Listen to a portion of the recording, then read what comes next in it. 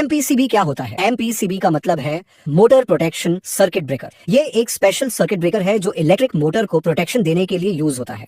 जब मोटर चलती है तो उसे कई प्रॉब्लम्स हो सकती हैं, जैसे overload, short circuit, phase failure. इन सभी प्रॉब्लम्स से मोटर को बचाने का काम एमपीसीबी करता है। इस डायग्राम में आप देख सकते हैं, सबसे पहले 3 फेज सप्लाई आरवाईबी एमसीबी से होकर एमपीसीबी में जाती है। एमपीसीबी के अंदर थर्मल और मैग्नेटिक प्रोटेक्शन होता है। अगर मोटर में करंट ज्यादा हो जाए या शॉर्ट सर्किट हो जाए तो एमपीसीबी तुरंत ट्रिप करके मोटर की सप्लाई बंद कर देता है। इसका एक और फायदा है कि इसमें मैनुअल स्टार्ट और स्टॉप बटन भी होता है। एमपीसीबी एक डिवाइस है जो मोटर को ओवरलोड, शॉर्ट सर्किट और फेज फेलियर से प्रोटेक्ट करता है। मोटर सिलेक्शन कैसे करें? मोटर सिलेक्ट करने के लिए सबसे पहले लोड पावर कैलकुलेट करते हैं। फॉर्मूला होता है P बराबर लोड गुणा स्पीड बटे एफिशिएंसी या प्रैक्टिकल यूज में P किलोवाट बराबर टॉर्क गुणा स्पीड बटे 9550। एग्जाम्पल, मान लो टॉर्क के बराबर 50 न्यूटन मीटर, स्पीड बराबर 1440, आरपीएम तो पावर होगी P बराबर 50 गुणा 1440 बटे 9550 लगभग 7.54 किलोवाट। अब सेफ्टी फैक्टर 1.2 से 1.5 लेते हैं। 7.5 4 गुणा 1.25 लगभग 9.4 किलोवाट। तो हम 10 किलोवाट मोटर सेलेक्ट करेंगे। लॉड की पावर निकालो प्लस सेफ्टी फैक्टर ऐड करो और उससे थोड़ा बड़ा मोटर सेलेक्ट करो।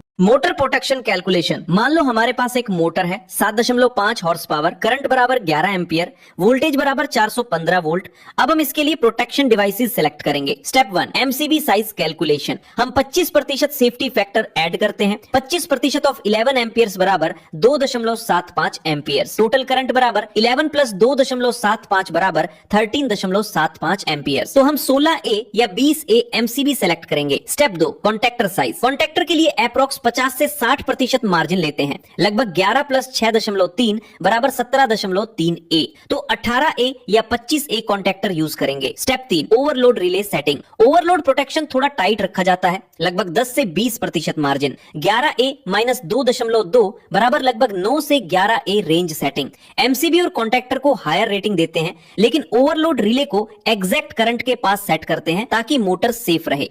Electric braking types. Electric motor को रोकने के लिए 3 मेन इलेक्ट्रिक ब्रेकिंग मेथड्स होते हैं। पहला है रीजनरेटिव ब्रेकिंग। इसमें मोटर जनरेटर की तरह काम करती है और एनर्जी वापस सप्लाई में भेज देती है, एनर्जी सेविंग मेथड। दूसरा है डायनामिक ब्रेकिंग। इसमें मोटर की एनर्जी रेजिस्टर में हीट बनकर डिसिपेट होती है, सिंपल और वाइडली यूज्ड। तीसरा है प्लगिंग। इसमें सप्लाई रिवर्स कर दी जाती है और मोटर ऑपोजिट टॉर्क से जल्दी रुक जाती है। फास्टेस्ट ब्रेकिंग, लेकिन पावर लॉस ज्यादा। सिंपल याद रखो, एनर्जी वापस भेजो, हीट में बदलो या रिवर्स फोर्स से मोटर रोक दो। VFD-DV बटे डी मोटर इंसुलेशन स्ट्रेस क्या होता है? जब मोटर को VFD यानी वेरिएबल फ्रीक्वेंसी ड्राइव से चलाया जाता है तो VFD आउटपुट में high frequency switching pulse generate करता है। इन पल्सेस की वजह से वोल्टेज बहुत तेजी से चेंज होता है, जिससे DVDT यानी rate of change of voltage कहा जाता है। हाई DVDT की वजह से मोटर वाइंडिंग इंसुलेशन पर एक्स्ट्रा इलेक्ट्रिकल स्ट्रेस पड़ता है। अगर मोटर और VFD के बीच केबल लंबी हो तो रिफ्लेक्टेड वोल्टेज की वजह से मोटर टर्मिनल्स पर वोल्टेज और ज्यादा बढ़ सकता है। इससे मोटर इंसुलेशन डैमेज हो सकता है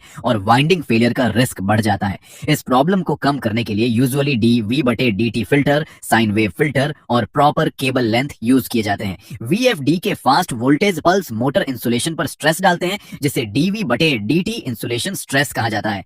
मोटर एयर गैप वेरिएशन कितना अलाउड होता है? इलेक्ट्रिक मोटर में एयर गैप वह डिस्टेंस होता है जो स्टेटर और रोटर के बीच होता है। ये एयर गैप बहुत इंपॉर्टेंट होता है क्योंकि इसी के थ्रू मैग्नेटिक फील्ड रोटर तक पहुंचती है। अगर मोटर में एयर गैप अनइवन हो जाए तो मैग्नेटिक पुल अनइक्वल हो जाता है, जिसे अनबैलेंस्ड मैग्नेटिक पुल UMP कहते हैं। इससे vibration, noise and bearing damage हो सकता है। जनरली मोटर में एयर गैप वेरिएशन 10% से ज्यादा नहीं होना चाहिए।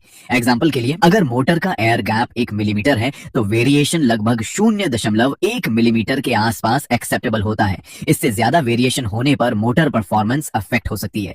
मोटर का एयर गैप जितना यूनिफॉर्म रहेगा, मोटर उतनी स्मूथली और एफिशिएंटली चलेगी।